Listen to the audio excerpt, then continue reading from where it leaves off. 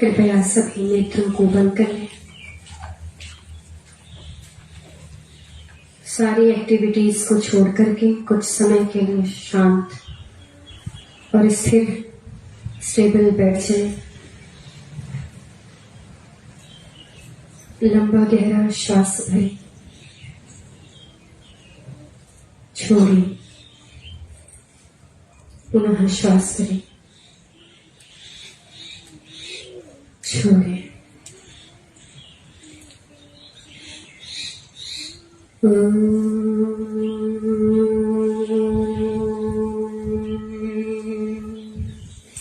इंद्रं वर्धन्तो तुरः कृण्वन्तो विश्वमार्यम् अपघ्नन्तो वरावणः। हे प्रभु हम तुमसे वर पाएं, हे प्रभु हम तुमसे वर पाएं। सकल विश्व को आर्य बनाए, सकल विश्व को आर्य बनाए। हे प्रभु हम तुमसे वर पाएं। राग द्वेष को दूर भगाए, वैर भाव को दूर भगाए। प्रीति रीति की रीति चलाए, प्रीति रीति की नीति चलाए।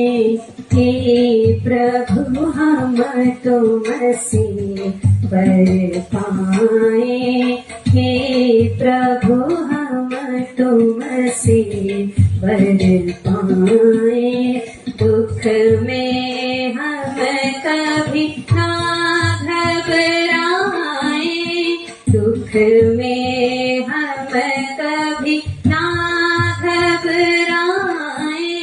सुख में तुमको भूल न जाए, सुख में तुमको भूल न जाए।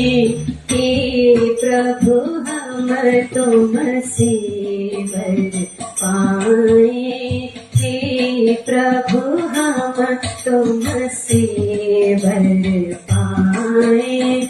सकल विश्व को आर्य बनाए, सकल विश्व को आर्य बनाए। हे प्रभु हम तुमसे वर पाएं, हे प्रभु हम तुमसे वर पाएं। नेत्रों को खोल सकते हैं। मंच पर विराजमान आदरणीय पूज्य स्वामी आशुतोष जी महाराज, आचार्य बद्री जी, आर्य नेता श्री डॉक्टर गंगू जी, आर्य समाज के प्रधान जी श्री अविनाश जी, श्री मंत्री जी, आपका नाम मैं क्षमा चाहूंगी, मैं भूल जाती हूँ, मैं कल याद करूंगी।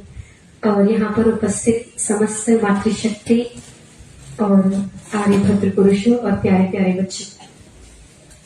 तो हमारी जो ऑडियंस है वो रोज बदल जाती है, कोई पहले आता है दूसरे दिन फिर बदल जाता है, तो हम तो अपना काम करते ही रहेंगे। तो जो विषय है हमारा वो चल रहा है, उसी को मैं कंटिन्यू करती हूँ।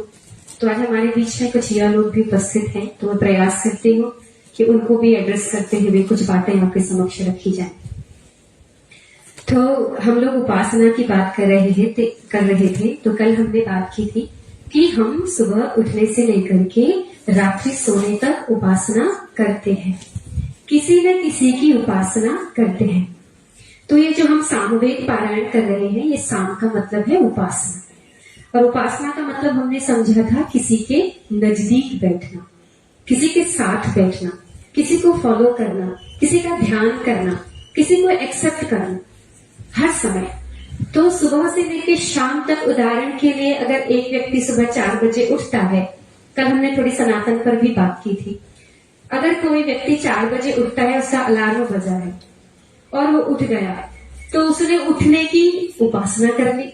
और अगर उसने अलार्म बंद करके वो सो गया, तो फिर उसने किसकी उपासना की? सोने की उपासना कर ली।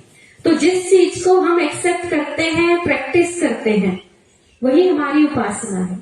तो हम डिसाइड करेंगे कि हम अपने बच्चों को क्या उपासना दें। हमारे बच्चे मोबाइल की भी उपासना कर सकते हैं, या आप हाथ पकड़ के सत्संग में ला करके इस सत्संग की भी उपासना उनको करा सकते हैं। तो उपासना के अलग अलग डायमेंशंस हैं, लेकिन जो अंतिम अंत तो गत्वा एक्सट्रीम जो अल्टरनेट उपासना है होती है, वो होती है ईश्वर की। अंतिम उपासना जो है ईश्वर की जाती है। लेकिन जब हम अपने जीवन में छोटे मोटे उपासनाओं में शुद्धि लाएंगे, क्या कहा मैंने? छोटे मोटे उपासनाओं में अपने कर्मों में शुद्धि लाएंगे, तो तब जाकर के ईश्वर की क्या होगी? उपासना होगी। हमारे स्वामी आशुतोष जी महाराज है, उनके भी गुरु जी रहे स्वामी सत्यपति जी महाराज रोजड़ में, गुजरात में। मैंने भी वहां से शास्त्राध्ययन किया है। तो वो एक बात हमेशा कहते थे, हालांकि हम उनसे पढ़ नहीं पाए, लेकिन उनके प्रवचन और हमारे गुरुजनों के माध्यम से हमें सुनने को मिलता था। वो कहते थे शुद्ध ज्ञान, शुद्ध कर्म और शुद्ध उपासना। हमारे बच्चों में ज्ञान अगर अशुद्ध होगा, knowledge will be pure and divine, then our action will be divine and pure, then our उपासना can be divine and pure. तो हमारा नॉलेज जैसा होगा वैसा हमारा एक्शन होगा। हमारे बच्चे का नॉलेज जैसा हमने उसको दिया है वैसा उसका क्या होगा? एक्शन होगा। अब हम डिसाइड करेंगे कि हम अपने बच्चे के मन में क्या डालें। जैसे हम कंप्यूटर खरीदते हैं, कंप्यूटर में डिफॉल्ट सॉफ्टवेयर आते हैं कि नहीं आते हैं? आते हैं। तो हमारे शास्त्रों ने कुछ हमें सिखाया, योग दर्शन में महर्षि पतंजलि बोलते हैं, हमारे गुरुजनों से सीखने को मिला।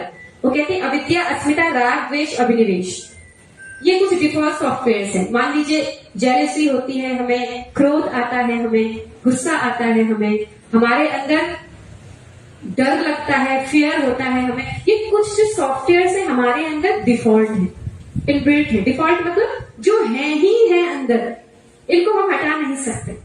लेकिन इनको यूज कैसे करना है वो हम पे डिपेंड करता है। और वो जब हम कोई कंप्यूटर खरीदते हैं, जैसे उसमें डिफॉल्ट सॉफ्टवेयर होते हैं कि नहीं होते? अब जब हम कंप्यूटर चलाते हैं तो उसको सुचारू रूप से अच्छी प्रकार से चलाने के लिए क्या डालना पड़ता है उसमें? क्या डालना पड़ता है उसमें? Anti virus. उसमें डालना पड़ता है एंटी वायरस। अगर एंटी वायरस नहीं डालेंगे तो जो भी हम फीड कर रहे हैं उसमें गड़बड़ियां कर सकते हैं कि नहीं कर सकते? यानी बाहर से जो फीड किया जा रहा है, कोई नया डिवाइस इंसर्ट किया जा रहा है उसमें, उस समय क्या हो जाता है, उस डिवाइस से गलत चीजें भी ले लेता है और अच्छी चीजें भी ले लेता है। जब दोनों चीजें मिक्स हो जाती हैं तो कंप्यूटर काम करता है कि हैंग हो जाता है? कंप्यूटर हमारा, आप लोग जवाब ही नहीं देंगे तो मुझे संतोष नहीं होगा। मुझे लगेगा कि मैं बोल रही हूँ, आपको समझ में नहीं आ रहा है और आपको बस निपटने दो इस प्रॉब्लम को, ठीक है? तो अगर उसमें फिर वो कंप्यूटर क्या हो जाता है? हैंग हो जाता है। क्या हो जाता है बोलिए? आप मेरे साथ जुड़िए थोड़ा सा। कंप्यूटर क्या हो जाता है? हैंग हो जाता है। फिर उसमें एंटीवायरस डालना पड़ता है। अब ऐसे ही हम अपने बच्चों को, जब हमारे बच्चे पैदा होते हैं, उसका दिमाग बिल्कुल इनबिल्ट सॉफ्टवेयर के साथ बिल्कुल खाली है। अब बाहर से जो कुछ भी फीड होता चला जाएगा, हमारा बच्चे का कंप्यूटर उस तरीके से क्या करेगा जी? बोलिए। अरे मेरी हिंदी समझ में आ रही है कि नहीं? हद है मतलब। वो फिर क्या करेगा कंप्यूटर? उसका माइंड का कंप्यूटर काम करेगा। वो गलत, अगर ठीक तरीके से हम इनपुट कर रहे हैं विद सॉफ्टवेयर, अब जो इनपुट होता है वो ऑटोमेटिकली हो जाता है। बाहर से, स्कूल से, मोबाइल से, वातावरण से, लोगों से, अपने आप हमारे बच्चे के माइंड में क्या हो जाता है? सब इनपुट हो जाता है।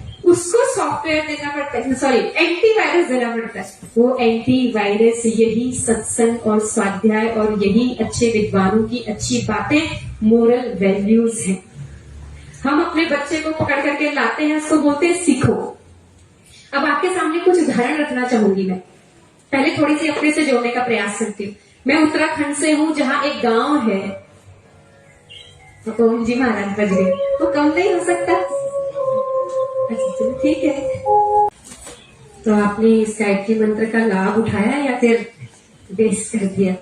अगर इतने सेकंड हम चुपचाप बैठे होते तो अलग ही कुछ चेंज होता अंदर। तो ये भी सीखने की चीज है, हम लोग सीख सकते हैं। तो मैं कहाँ पर थी, वहीं से शुरू करते हैं। तो हम अपने बच्चे को जैसा इनपुट देंगे वैसा आउटपुट निकलेगा, और जब हम फीड करते हैं उसके एक्शन, जैसा नॉलेज होगा वैसा एक्शन होगा। अब वो जो नॉलेज आ रहा है वो कहीं से भी आ सकता है, हम नहीं भी देना चाहेंगे कुछ चीज तो अपने आप ही फीड हो जाता है कि नहीं हो जाता है। आप कितना भी, हम अपने बच्चों को कितना भी बचाएं, नॉलेज इधर उधर से उसके अंदर घड़े में भरता चला जाता है। तो उस घड़े में जो नॉलेज है ना, उसको प्योरीफाई करने के लिए एंटीवायरस डालना पड़ता है, और वो एंटीवायरस यही है कि उसको मोरल वैल्यूज ने ऐसे सत्संगों में पकड़ करके लाए। मैं हमेशा से मैं बात कर रही थी कि एक उदाहरण से जोड़ने की आपको, संस्कार और ये जो इनपुट है कितना काम आता है ये एंटीवायरस। वहां उत्तराखंड हमारे भारत में एक हमारा राज्य है, वहां पे एक छोटा सा गांव है, उस गांव का नाम है भूंगा। भूंगा, वहां से मैं आती हूँ। हमारी एक पौराणिक फैमिली थी जहाँ पे बलि दी जाती थी, बकरे की बलि। जैसे जंगल गए तो छल लग गया जी, कोई भूतनी चढ़ गई, वापस आई घर तो मेरे को बुखार आ गया। कैसे परिवार से निकलना और कैसे संस्कार काम करते हैं। तो उन्होंने बोला जी अभी बीमार पड़ गई, बकरी काटनी पड़ेगी, मुर्गी काटनी पड़ेगी। तभी वो जो लगी है ना, वो औरत जंगल में मर गई थी, वो महिला, वो तब निकलेगी बाहर। तो पिताजी मुर्गी लेकर के आ गए। मैंने कहा ओह मुर्गी को काटेंगे, मुझे ही काट दीजिए ना, बात तो एक ही है, या तो मुर्गी की बलि दे दीजिए या मेरी बलि दे दीजिए। तो मेरे जिद के आगे जो पुजारी थे उसने मुर्ग को थप्पड़ मारा, मैंने पुजारी को थप्पड़ मारा। उन्होंने बाल खींचे, वहां कुछ हो मतलब हिप्नोटाइज जैसे करते हैं ना, ऐसे करते।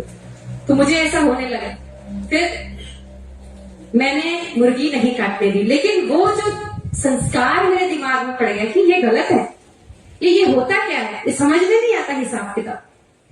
तो मैं बचपन से, हमारे घर में बड़ी श्रद्धा, भले ही बलि प्रथा दे रहे हैं लेकिन ईश्वर के प्रति श्रद्धा रखते हैं लोग पौराणिकता में।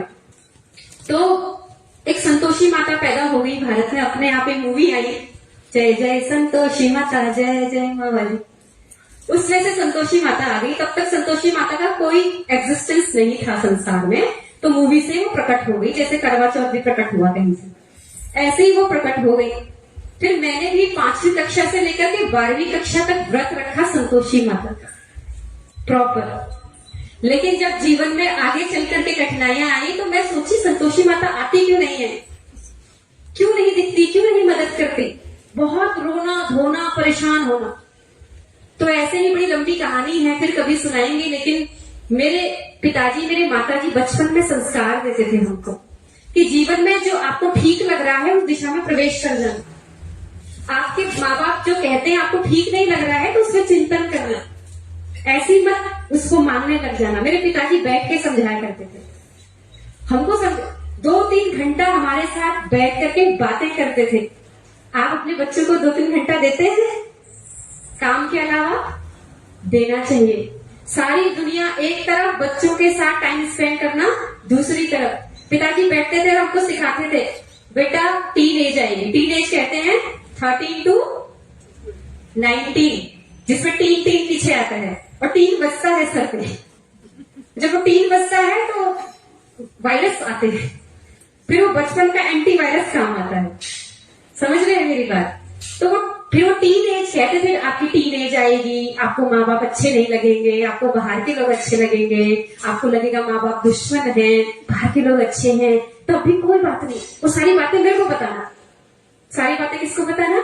मुझे बताना। तो और जीवन में कभी गलती हो भी जाए तो आप घबराना नहीं, गलती को छोड़ करके अच्छा रास्ता अपना लेना। बड़ी बात यह है कि गलती समझ में आ गई, ये संस्कार पिताजी ने माताजी ने 2 घंटे बिठा के रोज दिया करते थे जब वो घर आते थे नौकरी में से। वही चीज जीवन में जब आगे चले तो बड़ी काम आई। अपने आप आर्य समाज के एक आचार्य आशीष जी हैं, बहुत सारे लोग आप उनको जानते होंगे।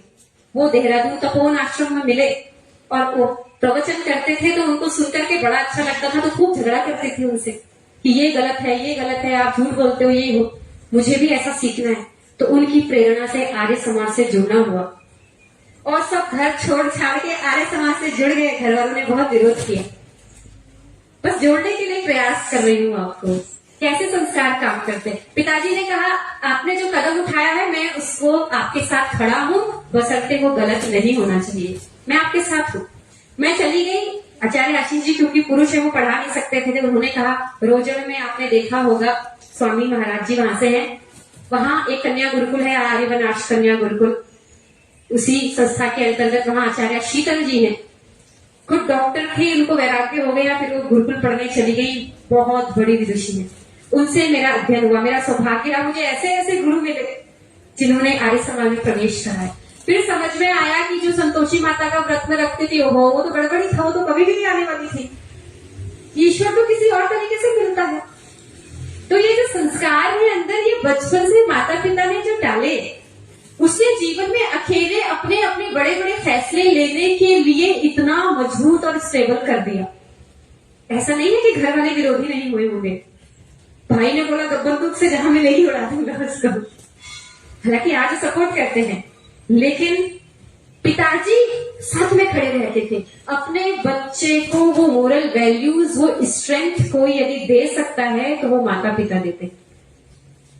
तो ये जो हम तो सब कितने सौभाग्यशाली हैं। मैं तो पौराणिक परिवार से आई हूँ, आपके बच्चे कितने सौभाग्यशाली हैं कि बचपन से ऐसी संस्कृति, आर्य समाज ये कोई छोटी मोटी चीज नहीं है, बहुत चैलेंजेस को लेकर के समाज में काम कर रहा है। ये जिस ईश्वर की स्थापना करता है ना, वो ईश्वर इतने आसानी से पकड़ने नहीं आता। उसके लिए 100% मन को, माइंड को प्योर डिवाइन बनाना पड़ता है, कर्मों को डिवाइन बनाना पड़ता है, तब जाके वो ईश्वर की प्राप्ति होती है, नहीं तो सब बहाने चलते हैं। तो ये संस्कार बहुत क्या करते हैं जी, काम करते हैं। तो हमारे बीच में जो बच्चे हैं, ईश्वर वाली जो बात मैं कर रही हूँ, अब मैं थोड़ी सी, जो लोग अच्छे हैं उनकी मैं समय ले सकती हूँ, अभी मैं ले लूंगी अभी मैं रुकने वाली नहीं हूँ, क्योंकि डिलीवरी भी होता पूरा खत्म नहीं हो पाता है, तो मैं क्षमा चाहूंगी इसके लिए। अभी मैं यहाँ पर आचार्य आशीष जी ने मुझे भेजा है, अपने आप में मॉरिशस को नहीं जानती थी। गुरुजन पीछे से धक्का देते हैं, अविनाश जी को रोज बोलते हैं भाई बताओ बुलाने वाले हो कि नहीं बुलाने वाले हो उसको। तो इन्होंने बताने में बड़ा टाइम लगाया, वो भी सोच रहे होंगे भाई बुला के करेंगे क्या इनका, क्योंकि कोई नया व्यक्ति आता है तो बड़ा डर लगता है करेंगे क्या इनका। हो सकता है मैं ऐसा ना सोचा हो, पर मैं ऐसा सोचती हूँ, क्योंकि मुझे भारत के कार्यक्रम को रोकना था कि भाई नहीं मॉरिशस जाना है तो रोकना पड़ेगा। तो फिर इन्होंने यहाँ बुलाया। आचार्य जी ने बोला मैं आपको जहाँ भेज रहा हूँ वो कोई सामान्य जगह नहीं है, वहां आपको ऐसे ऐसे डेडिकेटेड लोग मिलेंगे जिसकी आप कल्पना नहीं कर सकते। और भी यहाँ बहुत लोग हैं, श्री गंगू जी के बारे में वहां भी मुझे बताया था, अविनाश जी के बारे में, और भी बहुत सारे लोग हैं। तो जिनके घर में मैं रह रही हूँ, औरों के घर में नहीं रह रही हूँ, मैं जिनके घर में रह रही हूँ, प्रशंसा करना और प्रशंसा सुनना थोड़ा सा रिस्की होता है, क्योंकि उससे गलत मीनिंग्स भी निकल जाते हैं, लेकिन प्रेरणा के लिए हमें करनी चाहिए प्रशंसा। मैंने देखा इस परिवार को, मैं जब यहाँ आई प्रथम दिन ही अंत्येष्टि संस्कार में किन्हीं के जाना हुआ, मतलब श्रद्धांजलि में, तो ये सारा परिवार जाता है, साथ में पूरी पोटली लेके जाते हैं, मतलब पूरे फाइल लेके, उस फाइल में अलग अलग भजन, अलग अलग श्लोक, रामायण का पाठ, और वो अविनाश जी साथ में माइक लेके जाते हैं, और दोनों बेटियां, तीनों बेटियां साथ में चलती, और फिर वहां वो डेड बॉडी रखी हुई है, डेड बॉडी के सामने ये बिना किसी को देखे अपना भजन गाते हैं, अपना, मेरे को बोला आचार्य जी प्रवचन करो, मैंने प्रवचन करना है। इतना डेडिकेशन भारत में भी मैंने नहीं देखा, जो है प्रशंसा लायक, इसकी प्रशंसा करनी चाहिए। तो इनके बच्चे बचपन से संस्कार मिले, अब इनके बच्चे, जिसे इनके बच्चे हैं, ऐसे बच्चे भारत में आर्य समाजियों के बच्चे भी कहते हैं ये हवन हवन दिमाग खराब मत करो, हमको इस हवन में मत बिठाओ, हम पक गए हैं आपके हवन को सुन सुन के। और ये ज्येष्ठा जी है, यहाँ पर आज नहीं है उपस्थित, इतना शुद्ध मंत्र पाठ करती हैं। उन्होंने 3 बार मुझसे सीख लिया है, क्योंकि उनको 15वां अध्याय यहाँ पे मंत्र पाठ करना है। बद्री जी से कई बार सीख चुकी हैं, मुझसे भी सीख चुकी हैं। अभी फिर से बोला है कि आगे का मैं प्रैक्टिस करूंगी अपने जॉब के साथ, अपने घर के काम के साथ। रेणु जी अपने जॉब के साथ, अपने घर के स्टाफ के साथ, आर्य समाज की, या मतलब एक मिशनरी बनके की कर्तव्य है हमारा, सच्चे ईश्वर को लोगों के सामने रखना हमारा कर्तव्य है। इस भाव से ये लोग लगे हुए हैं, तो निसंदेह रूप से मैं तो बहुत प्रेरित हूँ। तो ऐसा परिवार ही इस आर्य समाज की लेगेसी को आगे बढ़ाने वाला है। यहाँ पर भी और भी परिवार होंगे, वो भी ऐसा करते होंगे, क्योंकि मैं इनके यहाँ रह रही हूँ तो मुझे इनसे बहुत प्रेरणा मिली है। यही है कि हम अपने अच्छे प्रैक्टिसेस को आगे ले जा रहे हैं। संसार में मैंने कल भी बात की थी, बहुत लोग काम कर रहे हैं, लेकिन आर्य समाज जिस ईश्वर की स्थापना करना चाहता है, वो ईश्वर पहले स्वयं को शुद्ध करने की बात करता है। अभी हम गा रहे थे, हे प्रभु सकल विश्व को आर्य बनाए। आर्य बनने की बात कर रहा है। आर्य का मतलब श्रेष्ठ, श्रेष्ठ का मतलब प्रगतिशील, जो गलती हो करके उसको कभी नहीं दोहराता, अपनी गलतियों को सुधारता ही रहता है, उसको आर्य कहते हैं। ऐसी परंपरा को आगे बढ़ाने वाले यदि हमारे बच्चे आगे आएंगे तो ही ये लेगेसी आगे बढ़ेगी। वो तभी आगे बढ़ेगी जब उसको हाथ पकड़ करके यहाँ लाया जाएगा। फेसबुक पे नहीं, यहाँ पर। फेसबुक पे देखना अलग चीज है, दुनिया भर के प्रवचन भरे हैं फेसबुक पे। यहाँ बैठ के इस चेयर पे सामने सामने जो संस्कार, जो इम्प्रेशंस बच्चे के माइंड में पड़ते हैं, वो अविस्मरणीय होते हैं। वो इम्प्रेशन कभी मिटते नहीं है। तो भले ही उसको समझ में ना आए, उसको लाना है। उसको क्या करना है जी? यहाँ पर लाना है। माँ बाप, कल परसों हम कहीं गए थे तो किन्हीं ने बोला था, मुझे याद है, कि पुत्र अच्छा है तो भी कमाने की जरूरत नहीं। संभवतः गुरु ने नहीं बोला होगा वहां पर। और पुत्र यदि अच्छा नहीं है तो भी कमाने की जरूरत नहीं, उसको देने की जरूरत नहीं। पुत्र अच्छा होगा तो खुद ही कमा लेगा, अपने जीवन में अच्छा ही कर लेगा। और पुत्र खराब होगा तो हमारा कमाया हुआ सब क्या कर देगा जी? वेस्ट कर देगा। तो हमें अपने पुत्रों में यदि कोई चीज डालनी है, अपनी संतान में यदि कोई चीज डालनी है, तो वो एंटीवायरस डालना है। और एंटीवायरस यही सॉफ्टवेयर, जो इनबिल्ट सॉफ्टवेयर है, जो नॉलेज हमको दुनिया भर का मिल रहा है, उसको प्योरीफाई, डिवाइन करने के लिए ये संस्कार, ये इंप्रेशंस उसके दिमाग में डालना वेरी इंपॉर्टेंट। अब हम जिस ईश्वर की बात कर रहे हैं, ईश्वर की उपासना की बात कर रहे हैं, उसके नजदीक बैठने की बात कर रहे हैं, वो बहुत ही उसको समझना जरूरी है। उसकी उपासना करने से पहले उसको बुद्धि में समझना पड़ेगा। कहाँ समझना पड़ेगा? बुद्धि में। अब थोड़ी सी हमारे युवा भी बैठे हैं, उनका थोड़ा सा सहयोग चाहूंगी। You have to answer, okay? मेरे साथ कनेक्ट हो जाइए थोड़ा सा। हम कहते हैं यहाँ पर एक जगह है जहाँ पे हम बैठे हैं, यहाँ पर कौन कौन सी चीजें हैं। यदि हम इसको क्लासिफाई करना चाहें 2 भागों में, तो किन किन चीजों में क्लासिफाई कर सकते हैं इस हॉल को? आप लोग बताइए। यहाँ पे एक तो हम लोग हैं, चलिए मैं ही पूछू। यहाँ पे हम लोग हैं, दूसरे कौन लोग, क्या चीजें हैं यहाँ पर? अग्नि है, यज्ञकुंड है, कुर्सी है, भवन है, ये पेपर लगे हुए हैं। तो कौन कौन सी 2 चीजें डिवाइड हो जाती है? क्लासिफिकेशन कर दीजिए। जड़ और चेतन। बिल्कुल, जड़ और चेतन। यहाँ पे हमने इस हॉल को 2 भागों में विभाजित किया, जड़ और चेतन। इसके अलावा कुछ है तो बताइए।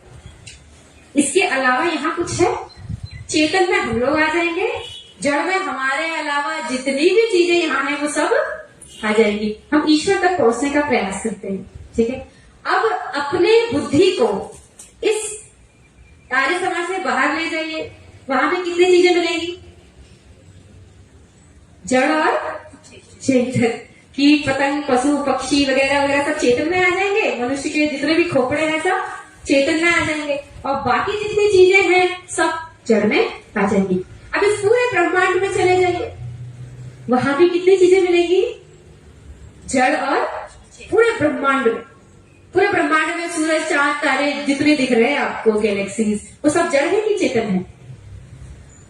जड़ है कि चेतन है? जड़ है ना, मतलब नॉन लिविंग थिंग। और यहाँ धरती पर हम जितने भी प्राणी हैं वो सब किसमें आते हैं? चेतन में, लिविंग थिंग में। शरीर जड़ है, लेकिन शरीर के अंदर हम रहते हैं, इस कारण से हम चेतन कहे जा रहे हैं। ठीक है, अब हमने देखा कि पूरे ब्रह्मांड में पूरे देखकर क्लासिफिकेशन कर लिया, 2 भागों में हमने उसको बांट डिस्ट्रीब्यूट कर लिया, तो हमको 2 चीजें मिली। क्या क्या चीजें मिली? जड़ और चेतन।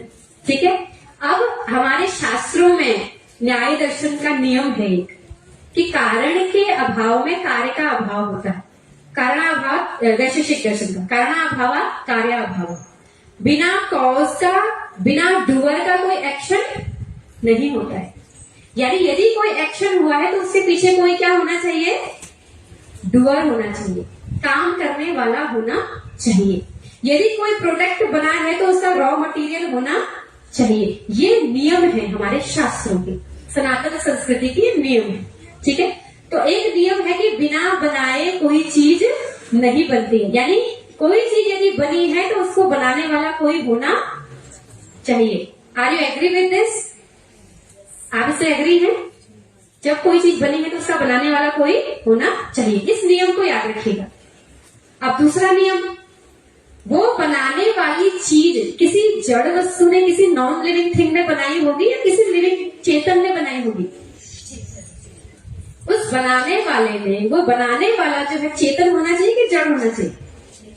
इस माइक को इस किसी और माइक ने बनाया कि किसी व्यक्ति ने बनाया? बताइए, आप ऐसा मानते हैं? ठीक है, यही सिद्धांत है, प्रिंसिपल है, नियम है। क्योंकि किसी को बनाने वाला कोई चेतन ही होता है, जड़ नहीं होता है। जड़ को कभी नहीं बना सकता, सिस्टमैटिक तो कभी नहीं बना सकता। अच्छा, ये सिस्टमैटिक बना हुआ है कि ऐसे ही कुछ भी बना हुआ है?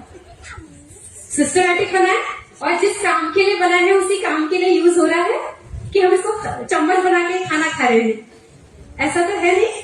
इसी से हम इसको कहते हैं ध्वनि ग्राहक यंत्र। हमारी ध्वनि को कैप्चर करके क्या कर देता है? ये फैला देता है। ये ध्वनि ग्राहक यंत्र किसी पर्पस के लिए बनाया है। ठीक है, तो नियम क्या है कि बिना बनाए कोई चीज नहीं बनती है। ठीक है, अब यहाँ वस्तुएं जितनी भी हैं, यहाँ पर सब किसी ने बनाई है।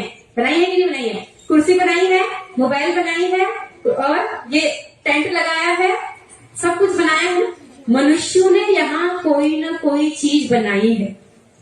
ठीक है, तो अब हम समझते हैं। अब दूसरा प्रश्न आपसे ये है, ये बनाने वाला जो चेतन है, उसको बनाने, जिस प्रोडक्ट को उससे बनाया है, उसका नॉलेज होना चाहिए कि नहीं होना चाहिए? यानी इसको आप और मैं बना सकते हैं क्या? क्यों नहीं बना सकते?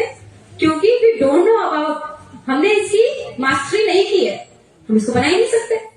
इतनी बात समझ में आई। बिना बनाए कोई चीज नहीं बनती, बनाने वाला कोई चेतन होना चाहिए, और उस चेतन को उस वस्तु का बनाने का क्या होना चाहिए?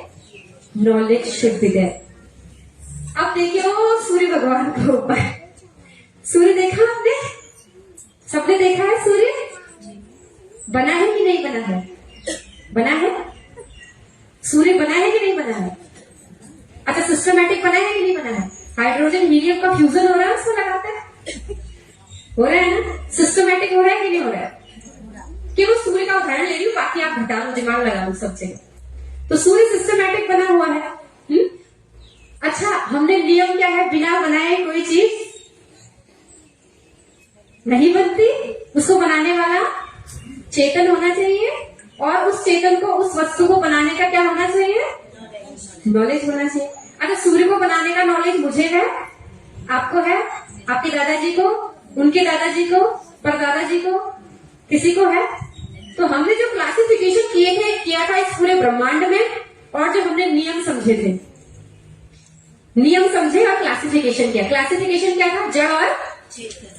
अब हमने नियम क्या समझे? बनाने वाला कोई चेतन होना चाहिए, और उसको उसका नॉलेज भी होना चाहिए। लेकिन चेतन तो हम लोग हैं, हमने तो सूर्य को नहीं बनाया। क्यों नहीं बनाया?